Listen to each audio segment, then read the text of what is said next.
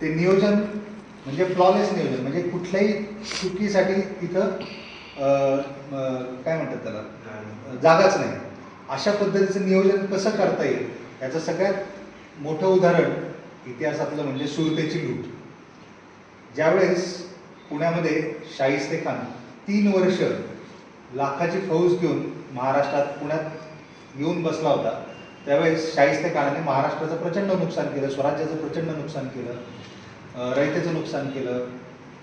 आणि हे सगळं भरून काढणं, शाहिस्तेखानाचं ज्यावेळेस बोटं तोडलं त्याच्यानंतर हे अनिवार्य झालं होतं. तर मग अशा वेळेस भरून कसं काढायचं याचा महाराज विचार करत होते. तर हे विचार करत असताना महाराजांनी त्यांचं जे गुप्तहेर खातं आपल्याला माहिती आहे, गुप्तहेर खाते प्रमुख कोण होतं? बहिर्जी नाईक. तर असं बकरीमध्ये पण नमूद आहे, इतर ठिकाणी पण म्हणलेलं आहे की महाराज स्वराज्याचा 1/3 खर्च म्हणजे 1/3 अमाऊंट जी होती ती गुप्तहेर खात्यावर खर्च करायचे. का? कारण गुप्तहेर खातं हे अत्यंत महत्त्वाच्या माहिती आणून द्यायचं आणि त्या माहितीनुसार महाराजांना नियोजन करता यायचं आणि त्या नियोजनानुसार पुढचा प्लॅन जो होता तो एक्झिक्यूट केला जायचा. अशातच बहिर्जींनी महाराजांना जे महाराजांचा विचार होता त्यानुसार जी खबर सांगितली ती म्हणजे अशी होती की महाराज सुरत मारिलियाने अगणित द्रव्य मिळेल. म्हणजे महाराज सुरत जर लुटली तर आपल्याला अगणित द्रव्य मिळेल, अगणित संपत्ती मिळेल. त्या बहिर्जींच्या इनपुट्सनुसार महाराजांनी सुरतेचा दौरा प्लॅन केला आणि तो इतका डिटेल होता असं म्हणलं जातं की सुरतेमधला प्रत्येक व्यापाऱ्याकडे किती अमाऊंट आहे, किती पैसे आहेत, कोणाच्या घरी सोन्याचे पिंप भरलेले आहेत, कोणाच्या ठिकाणी व्यापार कोणाचा कसा आहे, या सगळ्यांची ब्ल्यूप्रिंट शिवाजी महाराजांकडं तिथे तयार होती. आणि ती ब्ल्यूप्रिंट तयार असल्यामुळं त्यांना जो सुरतेबद्दलचा जो प्लॅन होता तो एक्झिक्यूट करता आला. सुरुवातीला त्यांनी ज्यावेळेस सुरत लुटायला ज्यावेळेस ते गेले होते त्यावेळेस त्यांनी सुरतचा जो इनायत खान होता त्याला संधी दिली होती की बाबा तुम्ही येऊन पैसे देऊन जा, आम्ही काही हात लावत नाही. पण तो काही तयार झाला नाही. आणि जेव्हा हे महाराजांना लक्षात आलं त्यावेळेस त्यांनी त्यांच्या सरदारांना ऑर्डर दिली की जे जे तुम्हाला सांगितले त्या प्रत्येकाला लुटा.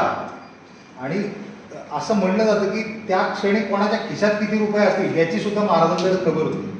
पण हे करत असताना महाराजांना तिकडे लुटारू म्हटलं जातं, पण हे करत असताना त्यांनी काही चांगले लोक होते त्यांची काळजी पण घेतली. म्हणजे ती लूट सरसकट होती का? तर नव्हती. महाराजांनी ज्यावेळेस ऑर्डर दिली होती की तुम्ही सुरतेचं जे काही व्यापारी आहे त्यांना लुटायचं, त्यावेळेस काही व्यापारी असे होते जे दानधर्म करायचे, चांगल्या पद्धतीने काम करायचे. त्यातलं एक नाव पुढे आलेलं ते म्हणजे मोहनलाल. मोहनलाल हा व्यापारी त्यावेळेस त्यांनी अनेक मोठा दानधर्म केला होता, पण तो वारला होता ज्यावेळेस सुरतेची लूट झाली.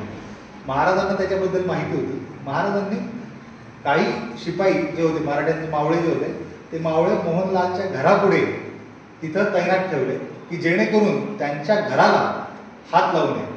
ज्यावेळेस ही सगळी लूट चालू होती आणि मोहनलालच्या घरातले जे काही परिवार बघत होते त्यावेळेस त्यांना हे लक्षात येत नव्हतं की आपल्या घराच्या बाहेर तर मराठ्यांचे लोक आहेत, पण हे आपल्याला लुटत का नाही. शेवटी काही वेळाने काही तासांनी ते घाबरून बाहेर आले आणि त्यांना विचारलं की नेमकं म्हणजे तुम्ही इथं थांबलाय कशासाठी. तर त्यावेळेस त्यांनी सांगितलं की आम्हाला अशी ऑर्डर आहे, आम्हाला अशी आज्ञा आहे की तुमचं घर या सगळ्या लुटीतून वाचवायचं आहे, म्हणून आम्ही इथं तुमच्या रक्षणासाठी इथे थांबलो. त्यावेळेस त्या मोहनलालच्या घरचे धन्य झाले आणि त्यांनी आपल्या राजाला आशीर्वाद दिले. म्हणजे बघा, कुठलीही लूट सरसकट कधीच मराठ्यांनी किंवा महाराजांनी केली नाही. जी लोक चांगली होती, ज्या आया बहिणी होत्या, लहान मुलं होती, यांना कधी हात लावला नाही, चांगल्या लोकांना कधी हात लावला नाही. पण जिथं गरजेची शिक्षा होती, जिथं गरज होती त्या प्रत्येक ठिकाणी महाराजांनी ॲक्शन घेतली आणि जागरूकता निर्माण करणं. आत्ताच मी सरांशी काही चर्चा करत असताना काही आजार जे आहे, स्किझोफ्रेनिया आजार आहे, बायपोलर मूड डिसऑर्डर आहे, OCD आहे, अशा पद्धतीचे आजार अनेक लोकांना माहितीच नसतात.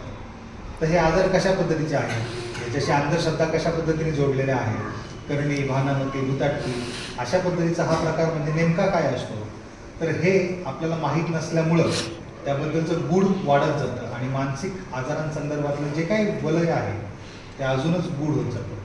त्यामुळं ह्या आजारांसंदर्भातला अवेअरनेस, या आजारांसंदर्भातली जागरूकता आणणं हे मनोब्रह्मा फाउंडेशनचं दुसरं महत्त्वाचं उद्दिष्ट आहे. आणि तिसरं उद्दिष्ट म्हणजे सगळ्यांना मानसिक आजारांवर उपचार मिळावे किंवा सगळ्यांसाठी मानसिक आरोग्य पण परवडणाऱ्या दरामध्ये.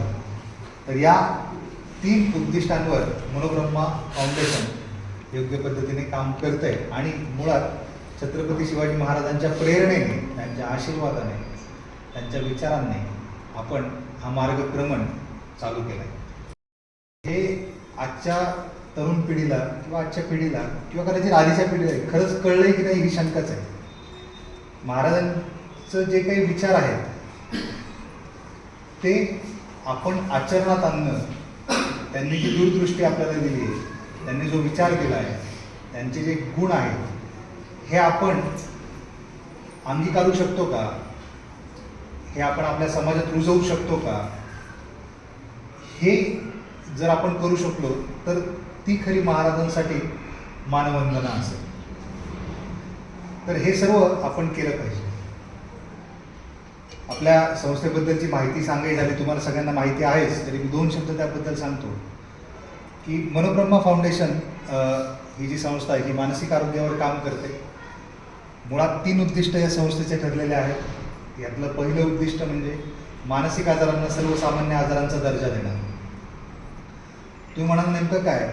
आपण जसं इतरांना सांगतो की मला बीपीचा त्रास आहे, शुगरचा त्रास आहे, कॅन्सर आहे, थायरॉईड आहे, तसं आपण सांगतो का की मला भीती वाटते, मला निराशा आली आहे, मला आत्महत्येचे विचार येत आहेत, मला दडदड होती आहे? सांगतो का आपण? आहे की नाही? का नाही सांगत? कारण त्याच्याबद्दल समाजामध्ये कलंकित भाव आहे की लोक काय म्हणतील, आपल्याबद्दल चुकीचा विचार अशा ठिकाणी केला जातो, म्हणून त्या गोष्टी आपण लपवून ठेवतो. पण जोपर्यंत हा आजाराचा भाग आहे आणि याच्यावर बोललं पाहिजे हे आपल्याला लक्षात येत नाही, तोपर्यंत मानसिक आजारांवर व्यवस्थित उपचार होऊ शकणार नाही. म्हणून आपण जे म्हटलंय की मानसिक आजारांना सर्वसामान्य आजारांचा दर्जा देणं, त्याबद्दल चर्चा करणं, त्याबद्दल गोष्टी एकमेकांना सांगणं आणि त्याच्यावर योग्य ते उपचार घेणं, या पद्धतीचं